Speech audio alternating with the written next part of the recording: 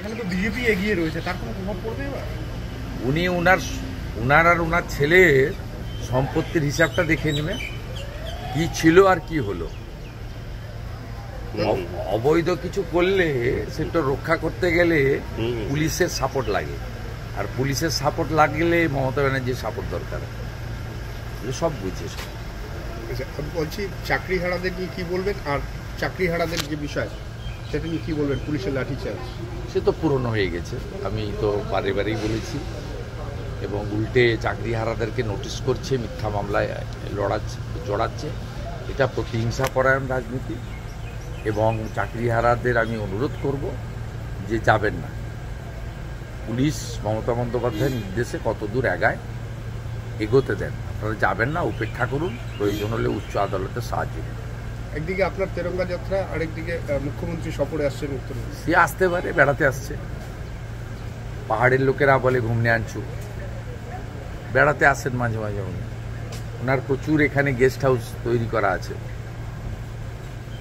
চালসাতে আছে, আলিপুরদুয়ারে আছে, সেবক রোডে আছে, গজলডোবাতে আছে, টাইগার হিলে আছে, উত্তরকন্যায় আছে। এগুলো উনি করে রেখেছেন। মাঝে মাঝে আসেন 2 মাস 3 মাস অন্তর, বেড়াতে আসেন। উত্তরবঙ্গের কোনো লাভ হয় না। উত্তরবঙ্গের হসপিটালে একটা নিউরোলজিস্ট নেই। কারোর যদি সেরিব্রাল হয় আপনি ডাক্তার পাবেন না, আপনাকে শিলিগুড়ির প্রাইভেট হসপিটালে নিয়ে যেতে হয়, যেখানে আয়ুষ্মান ভারত চলে না, স্বাস্থ্যসাথীর কার্ডে পরিষেবা পান না, ন্যূনতম চিকিৎসার সুযোগ দিতে পারেননি। আর ব্যাপক চুরি করছে আপনার লোকেরা।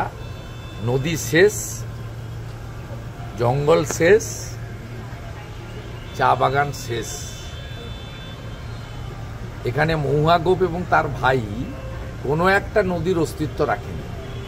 লাইন দিয়ে বালি তুলছে, লাইন দিয়ে, এবং তার টাকা আপনার ভাইপোর পিয়ের কাছে পৌঁছে যাচ্ছে। দেখা যাচ্ছে সিভিক পুলিশ বা এমনি পুলিশের টাকা নেওয়ার ভিডিও ভাইরাল হয়েছে, কি বলবেন? সর্বত্র জলপাইগুড়িতে 2 দিন আগে ভিডিও ওদের তুলে দিতে হয়। ওরা এমনিতেই 9,000 টাকা বেতন পায়, তাই ওদেরকে কিছু টাকা ওরাও পায়, আর বেশিরভাগ টাকা আইসিদেরকে তুলে দিতে হয়। আইসিরা এসপিকে ভাগ দেন এবং কালীঘাটে পাঠান। পুরো সিস্টেমটা হচ্ছে 75-25। এটা একদম নিচের তলা থেকে উপর তলা পর্যন্ত 75 উপরে পাঠাতে হয়, 25 এসপি আইসি থানার যিনি যারা আছেন এবং সিভিক ভলেন্টিয়ার ভাগ পায়। 9,000 টাকা বেতন পায়, ধরুন আরো 10-11,000 টাকা এক্সট্রাও রয়ে যায়।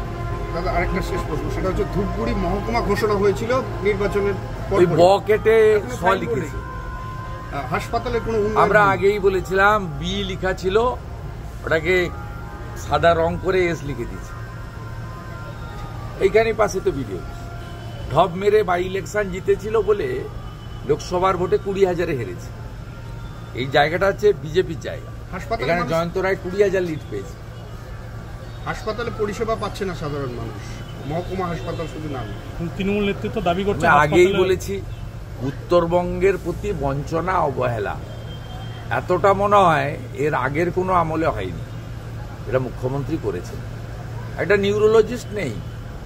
আলিপুরদুয়ার, কোচবিহার, জলপাইগুড়ি, শিলিগুড়িতে কে উত্তরবঙ্গ আপনার মেডিকেল কলেজে যায় বলুন তো? সবাইকে আমি নাম বলছি না, পাবলিসিটি হয়ে যাবে। প্রাইভেট হসপিটালে একজন শিল্পপতির হসপিটালে যেতে হয়, টাকা আছে। যাদের টাকা নেই তাদেরকে গৌহাটি যেতে হয় এইমসে, ভারত সরকারের সুযোগ পাওয়ার জন্য।